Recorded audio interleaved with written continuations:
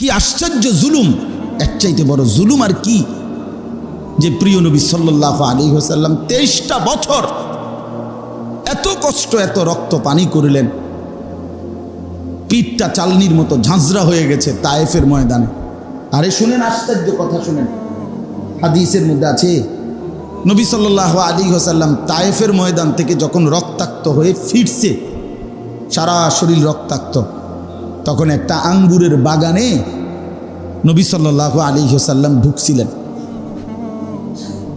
সারা দেহ রক্ত রঞ্জিত। রাত গভীরে একাকী নবীজি একটা দোয়া করছিলেন আল্লাহর কাছে, লম্বা দোয়া। ফাজাইলে আমাল যে তালিম হয়, এই ফাজাইলে আমালের মধ্যেও আছে, অন্য কিতাবও আমরা পড়ছি, অনেক কিতাবে হেকায়েতে সাহাবার প্রথম ঘটনা ওইখানে আছে। এই দোয়াটা আরবিতেই আছে, নবীজির একটা দোয়া। ওই দোয়ার মধ্যে আছে রাত গভীরে একাকী চোখের পানি ফেলে আল্লাহর নবী বলছিলেন তায়েফের এই রক্তমাখা দেহ নিয়ে, ইলা মান তাকিলনি, এ মাওলা তুমি আমারে কার কাছে পাঠাইলা, কার কাছে পাঠাইলা মাওলা? এ কেমন মানুষ, আমি তাদেরকে আপনার দিকে ডাকলাম, অথচ তারা আমার এইভাবে পাথর মারে, এইভাবে মানুষ মারে। ইলা বাঈদিন ইয়াতাজাখামুনি, এমন কোন দূরের মানুষের কাছে পাঠাইলেন যারা আমাকে চিনলই না। আম ইলা আদুবিন মাল্লাকতাহু আমরি, নাকি আমার এমন কোন দুশমনের কাছে পাঠাইলেন যার উপরে আমার কোনো কর্তৃত্বই থাকলো না, আমি বুঝাইতেই পারলাম না। এরপরে একটা দামি কথা বলছে নবীজি, শুনেন এটা, মায়ার নবী তখন শেষে বলছে, ইনলাম তাকুন আলাইয়া গাদাবুন ফালা উবালি। আল্লাহ, এত জুলুম, এত রক্তের পরেও আমি আপনার কাছে শুধু বলতে চাই, যদি আপনি বলেন যে আপনি আমার উপরে নারাজ হন নাই, আপনি আমার উপরে খুশি আছেন, ফালা উবালি, খোদার কসম মাওলা, আমার আর কোনো পরোয়া নাই। যদি বলেন আপনি খুশি, আপনি যদি রাজি থাকেন, তা আমার শরীর যদি রক্তাক্ত হয়ে আরো কিছু হয়ে যায়, আমার কোনো অসুবিধা। আমি আপনাকে হারাতে চাই। কাকে? আমি আপনাকে হারাতে চাই, আপনার নারাজি দেখতে চাই না, আপনার রাগ দেখতে চাই। তাইলে বন্ধু আমার, ভেবে দেখেন কি পরিমাণ জুলুম, যে 23টা বছর তিনি এত কষ্ট করলেন, বিনিময়ে উম্মত প্রতি বছর রবিউল আউয়াল মাস আসলে কিছু মানুষ শুধু কেবল একটা ঢাক ঢোল বাদ্য, একটা বিশাল বড় মিছিল, জশ্ন জুলুস, কতগুলো ফুলের ছড়াছড়ি, বিরিয়ানি, খিচুড়ি, জিলাফি, এই কিছুক্ষণ হই হুল্লুর করে নবী সাল্লাল্লাহু আলাইহি ওয়াসাল্লামের ইজ্জত সম্মান সব আদায় হয়ে গেল। এবার আবার সারা বছর যার মতো, এটা বুঝি ইনসাফ হলো? যে বিবেকের কথা, ইনসাফের কথা।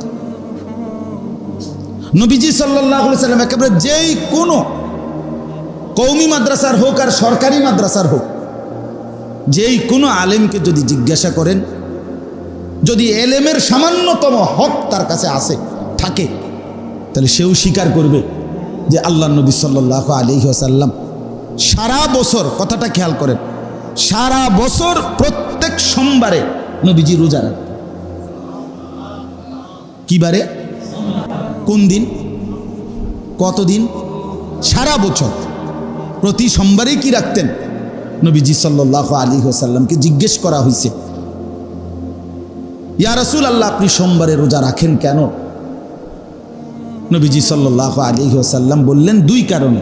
ফিহি বুলিত্তু, এই যে সরাসরি হাদিস, এই দিনে আমি জন্মগ্রহণ করেছি। ওয়াফিহি উনজিলা আলাইয়া, আর এই সোমবারে আমার উপরে কোরআন নাজিল হয়েছে। তাহলে নবীজি নিজের জন্ম, এই খুশিটা তিনি পালন করার সূরত আমাদেরকে দেখাই দিলেন সোমবারে রোজা রাখার মাধ্যমে, এবং সেটা সারা বছর এবং সেটা প্রতি সোমবার।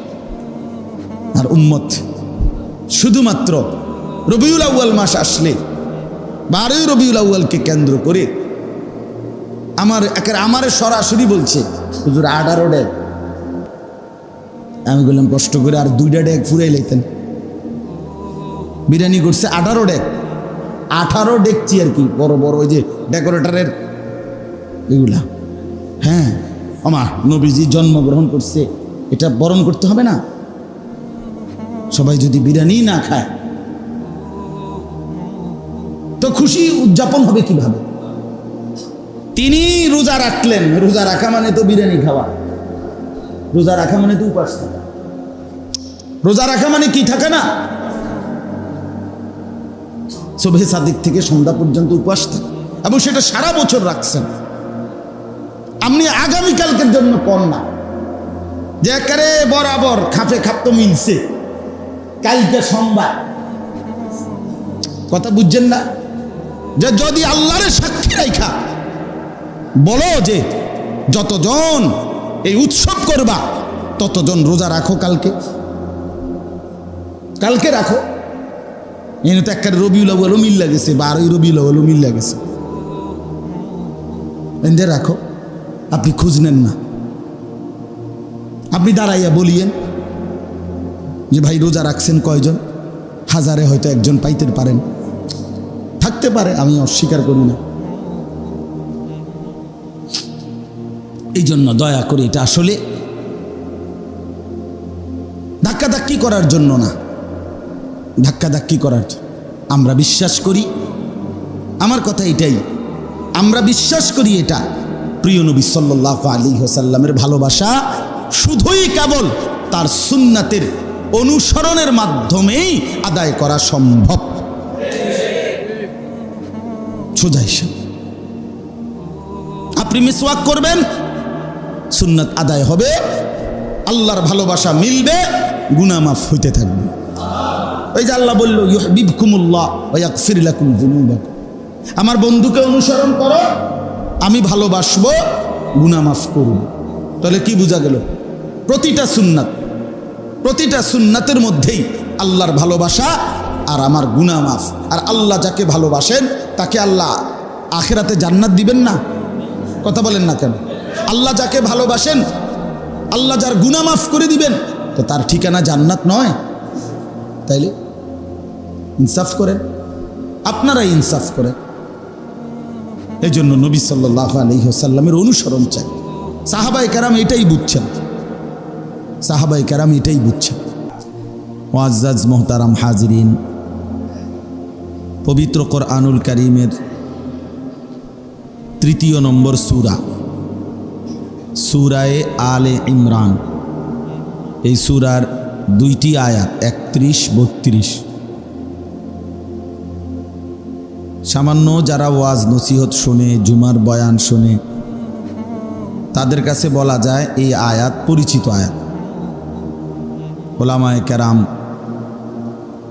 এই আয়াত খুব পড়ে থাকেন, শোনায় থাকেন, এমন একটি পরিচিত প্রসিদ্ধ আয়াত, সেটাই আমি আপনাদের সামনে তেলাওয়াত করেছি। রাসূলুল্লাহ সাল্লাল্লাহু আলাইহি ওয়াসাল্লামের 2টা হাদিসও পাঠ করলাম। কোরআনুল কারীমের সূরা আলে ইমরানের এই 31 নম্বর আয়াতে আল্লাহ তাআলা বলেন, কুল, হে নবী আপনি বলে দেন।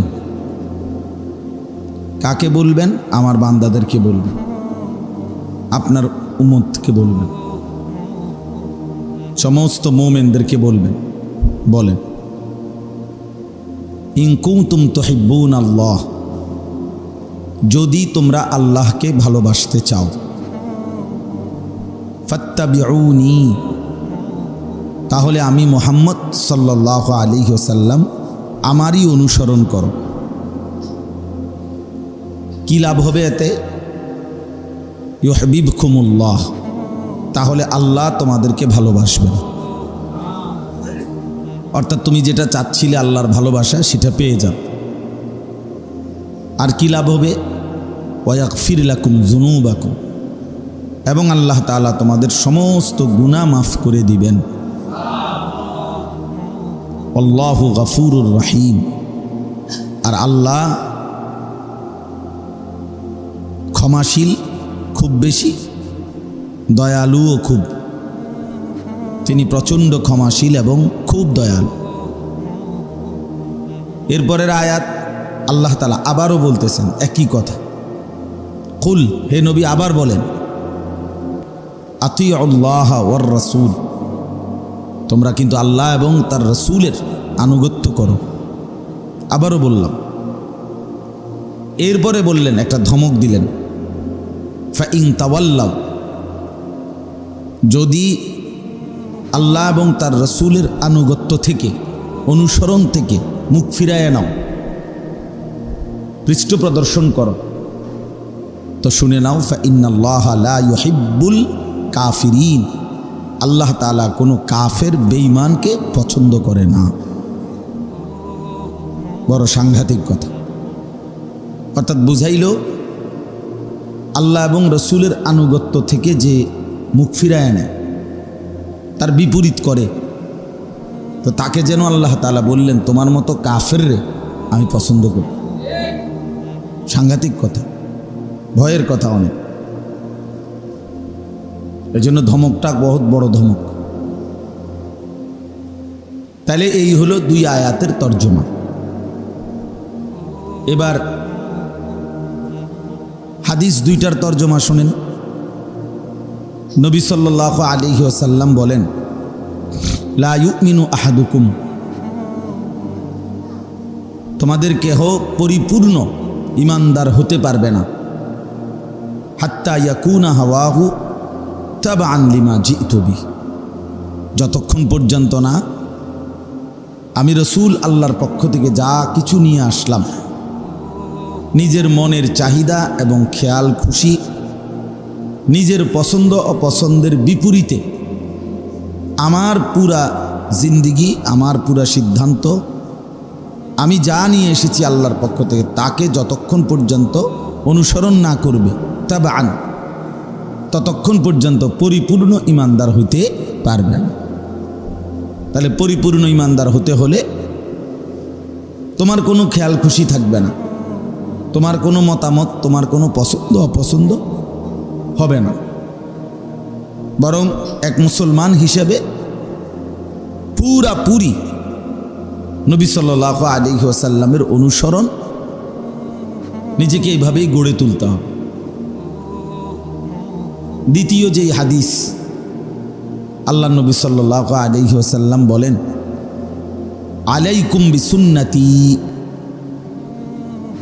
তোমরা সকলেই আমার সুন্নাত, আমার আদর্শ, আমার নীতি, আমার তরিকা মজবুতভাবে ধরো। আলাইকুম শব্দের অর্থ আলজিমু, দৃঢ়ভাবে ধরো, বাধ্যতামূলক বানাও নিজেদের জন্য। ওয়াসুন্নাতিল খুলাফাইর রাশিদিন আল মাহদিয়িন, এবং আমার সাহাবা, বিশেষ করে খুলাফায়ে কেরাম যারা, আমার চার খলিফা, তাদেরকেও বিশেষভাবে মজবুতভাবে আঁকড়িয়ে ধরো, তাদের সুন্নাত, তাদের নীতি আদর্শ। এরপরে নবীজি আবার বলতেছেন, তামাসসাকু বিহা, শোনো উম্মত, আবারও বললাম, তামাসসাকু বিহা, সুন্নাতকে কিন্তু ভালোভাবে ধরো। আবার বলতেছেন, আব্দু আলাইহা বিন নওয়াজিজ, আবারও বলছি উম্মত। ওই বাচ্চা কথা বলে কেন এনে? বাচ্চারে নিষেধ করো ভাই কথা বলতে। আব্দু আলাইহা বিন নওয়াজিজ, এবং নবী সাল্লাল্লাহু আলাইহি ওয়াসাল্লাম বলেন, সুন্নাতের উপরে, সুন্নাতকে ধরো মাড়ির দাঁত দিয়া, ভিতরে মাড়ির দাঁত দিয়ে কোনো কিছু যেভাবে কামড়াইয়া ধরে, এইভাবে কামড়াইয়া ধরে। তাইলে বুঝেন, মাড়ির দাঁত, নওয়াজিজ শব্দের অর্থ হলো ভিতরের মাড়ির দাঁতগুলোরে বলে। স্বাভাবিকভাবে আমরা